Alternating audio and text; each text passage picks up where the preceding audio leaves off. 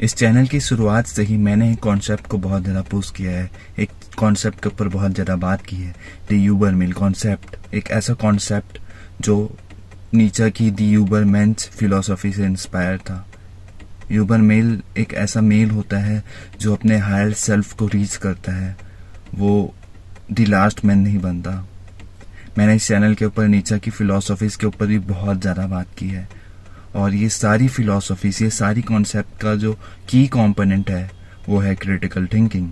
मैंने इस चैनल के ऊपर इन चंक्स क्रिटिकल थिंकिंग को इंकरेज किया है। मैंने इस चैनल के ऊपर क्रिटिकल थिंकिंग के ऊपर बात की है, पर मैंने कभी भी क्रिटिकल थिंकिंग के ऊपर इन डेप्थ बात नहीं की है।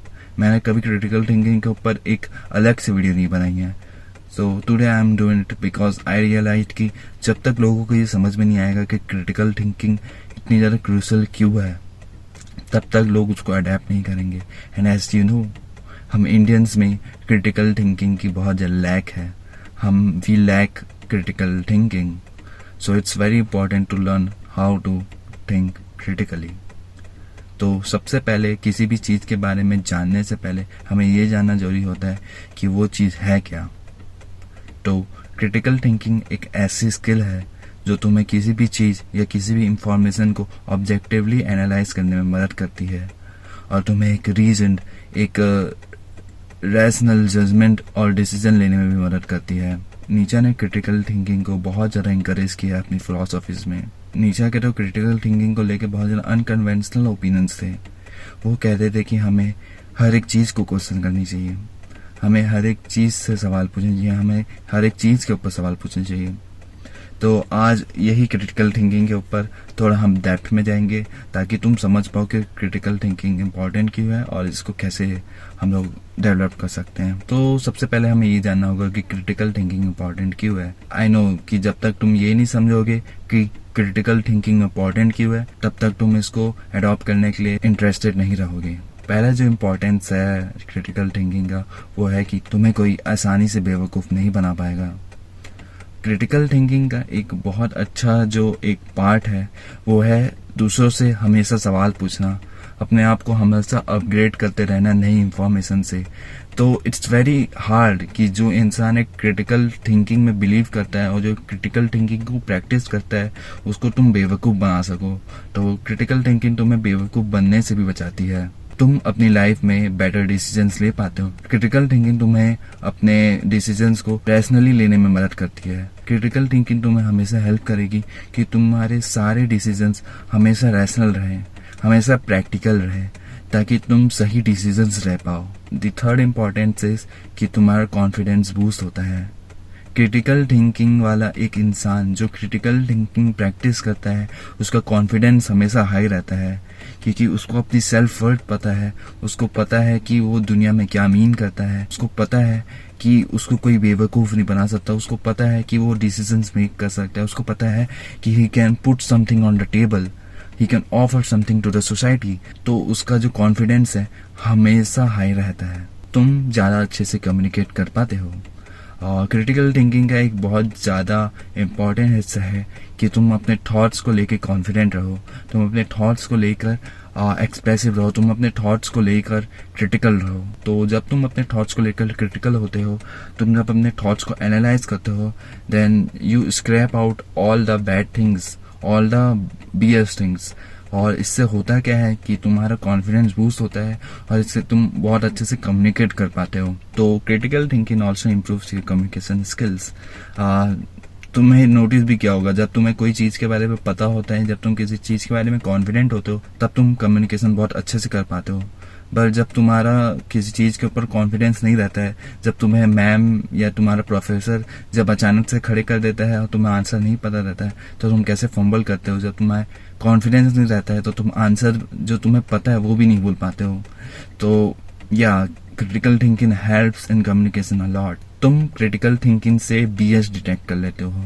जितनी भी BS एडवाइसेस है, जितनी भी BS चीज़ें हैं इस वर्ल्ड में, जितनी भी BS ओपिनियंस हैं, तुम उसको आइडेंटिफाई कर पाते हो क्रिटिकल थिंकिंग से। और तुम इवेल्युएट कर पाते हो कि कोई ओपिनियन, कोई थिंकिंग, कोई आइडियोलॉजी कैसी है, क्या वो BS है या वो प्रैक्टिकल है, और क्या तुम उसको अपनी लाइफ में इम्प्लीमेंट कर सकते हो। तो critical thinking acts as a natural BS detector and the most importance of critical thinking is you grow as a person. Critical thinking तुम्हें एक इंसान, एक पर्सन की तरह बहुत ज़्यादा ग्रो कर देती है। It makes you a grown man. तुम अपने डिसीजंस बहुत अच्छे से ले पाते हो, तुम्हें कोई बेवकूफ़ नहीं बना सकता, तुम कॉन्फिडेंट फील करते हो, तुम बहुत अच्छे से बात कर सकते हो, you can speak whatever you want any time, तुम अनस्टॉपेबल हो जाते हो। Always remember, critical thinking is equal to mental freedom. Critical thinking तुम्हें मेंटल फ्रीडम देती है, कुछ भी सोचने की फ्रीडम देती है, कुछ भी करने की फ्रीडम देती है, कुछ भी डिसीजंस लेने की फ्रीडम देती है। और ये फ्रीडम तुम्हें इसलिए मिल पाती है क्योंकि तुम्हारे डिसीजंस, तुम्हारी जो थिंकिंग है, तुम्हारी जो फिलोसॉफीज है, तुम्हारी जो आइडियोलॉजी है वो बहुत ज़्यादा क्रिटिकल है, तुमने उसके ऊपर बहुत ज़्यादा ध्यान दिया है, तो वो तुम्हें फ्रीडम देती है कुछ भी चूज करने को। नाउ लेट्स टॉक अबाउट कि हम इंडियंस में ये क्रिटिकल थिंकिंग इतनी ज़्यादा लैक क्यों करती है। मैं ये नहीं कह रहा हूँ कि सारे के सारे इंडियंस में क्रिटिकल थिंकिंग है ही नहीं, या फिर सारे के सारे फॉरेनर्स में क्रिटिकल थिंकिंग है, बट मोस्ट ऑफ अस, तुम अपने अराउंड भी देख सकते हो कि क्रिटिकल थिंकिंग की बहुत ज़्यादा कमी है। लोग किसी भी चीज़ में विश्वास कर लेते हैं, लोग भेड़ चाल वाली मेंटालिटी में बहुत ज़्यादा पड़े हुए रहते हैं।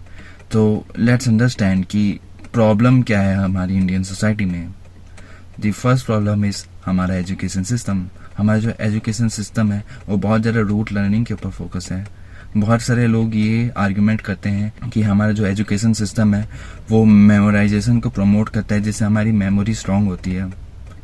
दैट कैन बी ट्रू कि हमारी मेमोरी स्ट्रांग होती है, but it kills our innovation. हम क्रिएटिव ही नहीं रह पाते अगर हम इसी चीज़ में फोकस करते रहे कि क्या रट्टा मारना है, क्या हमें याद करके एग्ज़ाम पास करना है, तो हमारे अंदर कभी भी क्रिटिकल थिंकिंग की स्किल डेवलप ही नहीं हो पाएगी। The second point is fear of authority. तुमने नोटिस ही किया होगा कि तुम्हारी फटती है बहुत ज़्यादा जब भी तुम्हें बोला जाए कि तुम्हें प्रिंसिपल के पास जाना है, तुम्हें अपने से एल्डर से बात करनी है, तुम्हें अपने एल्डर को चैलेंज करना है, तो तुम्हारी बहुत ज़्यादा फटती है। ऐसा क्यों है तुम्हें पता है? क्योंकि हमारे कल्चर में ऐसा कहा गया है कि जो बड़ा है, जो हमसे एज में बड़ा है, उससे हम कभी भी क्वेश्चन नहीं कर सकते, हम उससे कभी भी क्रिटिकल सवाल ही नहीं पूछ सकते। तुम्हें याद है जब भी तुम अपने घर वालों से बचपन में पूछते होगे कि मम्मी पापा ये क्या है, इससे क्या होता है, मैं ये करूँ तो ये सही क्यों है, मैं ये करूँ तो ये गलत क्यों है, तो उन लोग हमेशा तुम्हें चुप कर देते थे, बोलते थे कि अपने बड़ों से इज्जत से बात करो, अपने बड़ों से सवाल मत पूछो। एंड रिजल्ट इज एक ऐसी जनरेशन, एक ऐसा कल्चर जिसमें क्रिटिकल थिंकिंग है ही नहीं, and it's very sad. The third point is the societal pressure to fit in. हमारी एक कलेक्टिव सोसाइटी है, हमारी कोई इंडिविजुअल सोसाइटी नहीं है लाइक वेस्ट। तो हमारी एक कलेक्टिव सोसाइटी होने की वजह से उसके बहुत ज़्यादा फायदे हैं वैसे एक कलेक्टिव सोसाइटी होने के, बट इसकी एक डाउन साइड ये है कि हम में से हर कोई सोसाइटी में फिट इन करने का ट्राई करता है। तो हम में से ज़्यादातर लोग क्रिटिकल थिंकिंग को अवॉइड कर देते हैं। जब भी कोई क्रिटिकल थिंकिंग की सिचुएशन आती है तो लोग ये पहले सोचते हैं कि हम सोसाइटी में फिटिंग कैसे करें, हमारे ओपिनियन सोसाइटी के ओपिनियन से मैच होने चाहिए। तुमने देखा भी होगा जब भी कोई एक लार्ज अमाउंट ऑफ पीपल किसी को क्रिटिसाइज करते हैं तो जो क्रिटिसाइज नहीं भी करने वाला रहता है वो भी उसको क्रिटिसाइज करना चालू कर देता है। इसी को हम लोग भेड़ चाल वाली मेंटालिटी कहते हैं, इसी को हम लोग कहते हैं societal pressure to fit in, इसी को कहते हैं फिट इन होने वाली मेंटालिटी, जो कि बहुत ज़्यादा हार्मफुल है क्रिटिकल थिंकिंग को लेके। Next point is lack of debate culture. तुमने नोटिस किया होगा कि हमारी सोसाइटी में ज़्यादा डिबेट नहीं होती। जो भी डिबेट होती है, सो कॉल्ड डिबेट होती है, वो ज़्यादातर झगड़े ही होते हैं कम्युनल चीज़ों को लेके या किसी और चीज़ को लेके या किसी और पॉलिटिकल चीज़ को लेके। कोई भी क्रिटिकली डिबेट नहीं करता है, सिर्फ झगड़ा होता है यहाँ पास। तुमने ये नोटिस किया होगा, ये न्यूज़ चैनल्स में है, तुमने अपने आसपास के नेबर में ये नोटिस किया होगा, तुमने अपने आसपास के कॉलेजेस में ये नोटिस किया होगा, अपने फ्रेंड ग्रुप में नोटिस किया होगा कि जब भी कोई डिबेट होती है वो एक झगड़े के फॉर्म में होती है, कभी भी एक क्रिटिकल डिबेट नहीं होती है। And last point is media and miss information. हमारे देश में मिस इन्फॉर्मेशन इतना ज़्यादा तेज़ी से फैलता है, जिसको हम लोग दी व्हाट्सएप यूनिवर्सिटी कहते हैं, वो इतनी ज़्यादा तेज़ी से फैलता है कि जो रियल जो रैशनल जो चीज़ें हैं वो हमेशा दब जाती हैं, जिसके वजह से लोग गलत चीज़ों में विश्वास करना शुरू कर देते हैं और मीडिया भी उसी को प्रमोट करती है इंडिया में। तो इससे ये होता है कि हमारे अंदर क्रिटिकल थिंकिंग डेवलप ही नहीं हो पाती और हम लोग एक ऐसी चीज़ के ऊपर बिलीव करना शुरू कर देते हैं जो एग्जिस्ट ही नहीं करती, और अगर एग्जिस्ट करती है तो वो बहुत ज़्यादा बिगेस है। तो आई होप तुम समझ गए होगे कि क्रिटिकल थिंकिंग इम्पॉर्टेंट क्यों है और हम इंडियंस बहुत ज़्यादा इसमें लैग क्यों करते हैं। बस ये बोलने से नहीं होता कि हम इंडियंस बहुत ज़्यादा क्रिटिकल थिंकिंग में लैग करते हैं। मैं यहाँ पर वीडियो को पॉज कर सकता हूँ, but here are some tips जिससे तुम क्रिटिकल थिंकिंग को डेवलप कर सको। The first point is question everything. जो भी तुम्हारे सामने आए, जो भी तुम देखो, जो भी तुम सुनो, उसको तुम क्वेश्चन करो। तुम कोई भी कही सुनी बात को सच मत मान लो। तुम हमेशा हर एक चीज़ को क्वेश्चन करो। You have to question everything, वरना तुम्हारी क्रिटिकल थिंकिंग की एबिलिटी कभी डेवलप नहीं होगी। अगर तुम्हारे टीचर्स कुछ बोल रहे हैं, अगर तुम्हारे पेरेंट्स कुछ बोल रहे हैं, अगर तुम्हारे फ्रेंड्स कुछ बोल रहे हैं, अगर इंटरनेट में कोई भी कुछ बोल रहा है, तो तुम्हें उस चीज़ को क्वेश्चन करना पड़ेगा। तुम्हें थॉट्स और आइडियोलॉजीज को क्वेश्चन करना पड़ेगा कि ये क्यों है, ये क्या है, ये कैसे है। यू हैव टू जर्नल, कि एक कॉपी ले लो और तुम्हें ये लिखना पड़ेगा कि सामने वाले के क्या ओपिनियंस है, और फिर तुम उसको डिकोड करते बैठे रहो कि इसके क्या क्या पहलू हो सकते हैं, तुम इसको कैसे क्वेश्चन कर सकते हो, वगैरह वगैरह। The second point is play the devil's advocate even with your self. तुम्हें अपने खुद के ओपिनियंस को ही चैलेंज करना पड़ेगा। बहुत सारे लोग जो हैं वो क्रिटिकल थिंकिंग में आ तो जाते हैं, पर उन लोगों को ये लगता है कि सामने वाले के ओपिनियंस को एनालाइज करना, सामने वाले के ओपिनियंस के ऊपर क्रिटिकल रहने को ही क्रिटिकल थिंकिंग बोलते हैं, बट इट्स नॉट। तुम्हें अपने आइडियोलॉजीज, तुम्हें अपनी सोच को ही क्वेश्चन करना पड़ेगा, क्योंकि ये तुम्हारी सोच ही है जो तुम्हें अभी तक क्रिटिकल थिंकिंग करने नहीं दे रही थी। तो you have to question your own thinking. तुम जो भी सोच रहे हो तुम उसको ही क्वेश्चन करो। जैसे कि तुम अभी ये वीडियो देख रहे हो, तुम्हारे दिमाग में कुछ चीजें आ रही होंगी, तुम उसको ही क्वेश्चन करो, राइट डाउन करो वो चीजों को और उसको क्वेश्चन करो। नेक्स्ट पॉइंट इसी से आता है कि तुम्हें डिबेट करना है खुद से। मे बी तुम एक राइट विंगर हो या लेफ्ट विंगर हो, ये मैं एक एग्जाम्पल ले रहा हूँ।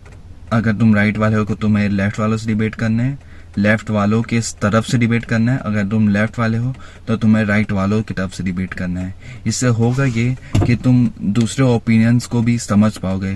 तुम ये समझ पाओगे कि दूसरे ऐसा सोच रहे हैं तो वो ऐसा क्यों सोच रहे हैं। क्या तुम्हारी थिंकिंग में कोई फ्लॉ है, या सामने वाले की थिंकिंग में कोई फ्लॉ है, या तुम दोनों ही के थिंकिंग में कोई फ्लॉ है। ये तुम तभी जा पाओगे जब तुम सामने वाले के शूज में खुद को फिट करोगे। तो it's very important to debate yourself. It's very important कि तुम सामने वाले की तरफ से डिबेट करो। Next point is don't take everything so personally. मैंने देखा है कि बहुत सारे लोग जब भी डिबेट में आते हैं, जब भी वो कोई ओपिनियन सुनते हैं, जब भी कोई वो क्रिटिसिज्म सुनते हैं, तो वो बहुत ही ज़्यादा पर्सनली उसको ले लेते हैं। उनकी ईगो उनके बीच में आ जाती है। लेट मी टेल यू, तुम्हारा ईगो ही तुम्हारी सबसे बड़ी दुश्मन है। तुमने नोटिस तो किया ही होगा, जब भी कोई इंडिया के पॉल्यूशन के ऊपर कमेंट करता है या कोई इंडिया को किसी भी चीज़ के ऊपर क्रिटिसाइज करता है और वह एक कंस्ट्रक्टिव क्रिटिसिज्म है, तो लोग उसको पर्सनली लेके जाते हैं। लोगों को ये समझ भी नहीं आता कि अगर वो ये क्रिटिसिज्म को लें और ये क्रिटिसिज्म को सीरियसली लें तो वो इंडिया को बहुत ज़्यादा इम्प्रूव कर सकते हैं। वो इंडिया की जो पॉल्यूशन की जो इशू है वो उसको ठीक कर सकते हैं। वो जो एयर क्वालिटी इंडेक्स इतनी ज़्यादा ख़राब हो चुकी है उसको वो ठीक कर सकते हैं। तो तुम्हें भी ये ध्यान रखना पड़ेगा कि तुम हर एक चीज़ को पर्सनली नहीं लेके जा रहे हो, तुम हर एक चीज़ को अपनी ईगो में नहीं ले रहे हो। जब भी तुम चीज़ों को अपनी ईगो में ले लेते हो तब तुम अपना क्रिटिकल थिंकिंग वाला सेक्शन बंद कर देते हो, तब तुम इमोशनली सोचने लगते हो। तो तुम्हें बहुत ज़्यादा ध्यान रखना होगा कि तुम ओपिनियंस को लेकर बहुत ज़्यादा पर्सनल नहीं हो रहे हो। Next point is talk to people who think differently. मैंने बहुत ज़्यादा देखा है कि लोग एक सर्कल बना लेते हैं और लोग उसी के अराउंड रहना पसंद करते हैं। इससे होता यह है कि तुम्हें कभी भी दूसरे ओपिनियन सुनने को ही नहीं मिलते। तुम्हें कभी भी नहीं पता चलता कि सामने वाले की स्टोरी क्या है, other side of the story क्या है। तो इट्स रियली इम्पोर्टेंट कि तुम सामने वाले के साथ थोड़ा टाइम स्पेंड करो। तुम ऐसे लोगों के साथ स्पेंड करो अपना टाइम जो तुम्हारी थिंकिंग से मैच नहीं करते, जो जिनकी थिंकिंग और आइडियोलॉजी तुमसे अलग है। और let me tell you and let me guarantee you, तुम बहुत सारी नई चीज़ें सीखोगे। तो आज ही उस दोस्त को या आज ही उस इंसान को फ़ोन लगाओ जो तुम्हें लगता है कि तुमसे बहुत ज़्यादा अलग है। नेक्स्ट पॉइंट इज भेड़ चाल से दूरी।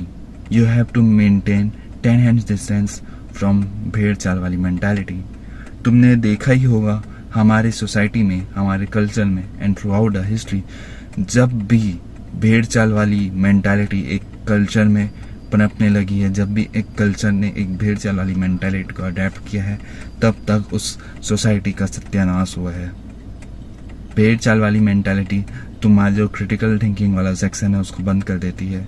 वो जो अग्निपथ का शुरुआत वाला सीन है ना, कि सब के सब मास्टर को मारना शुरू कर देते हैं, कोई भी अपनी क्रिटिकल थिंकिंग को अप्लाई नहीं करता, वैसे ही होता है रियल लाइफ में। कोई भी अपनी क्रिटिकल थिंकिंग को अप्लाई नहीं करता जब वो भेड़ चाल वाली मेंटालिटी में आ जाते हैं।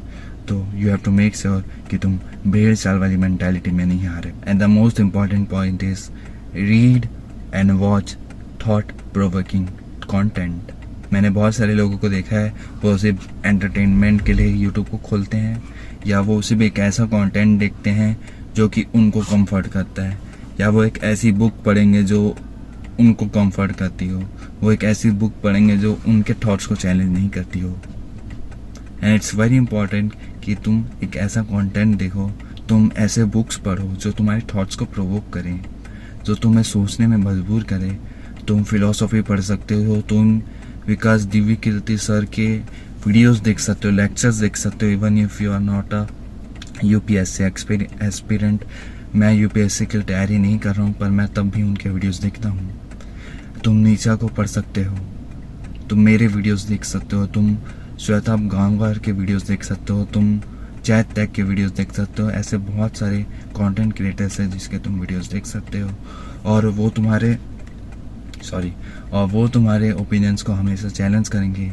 क्योंकि याद रखना, what you consume is what you become.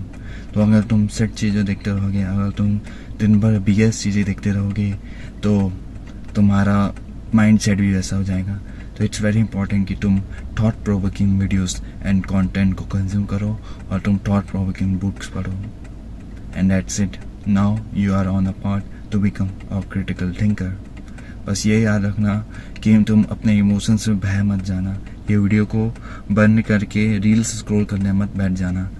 जैसे मैंने पिछले वीडियो में बताया ही है कि मैं एक डोपामिन डिटॉक्स में हूँ, तुम भी एक डोपामिन डिटॉक्स में जा सकते हो और अपने जो थॉट्स हैं उसको चैलेंज कर सकते हो। I hope this tips helps and our society becomes more of a critical thinker society. अब मेरा गला सूख गया है और इसलिए तुम नोटिस भी कर रहे होगे मैं ठीक से बात नहीं कर पा रहा हूँ।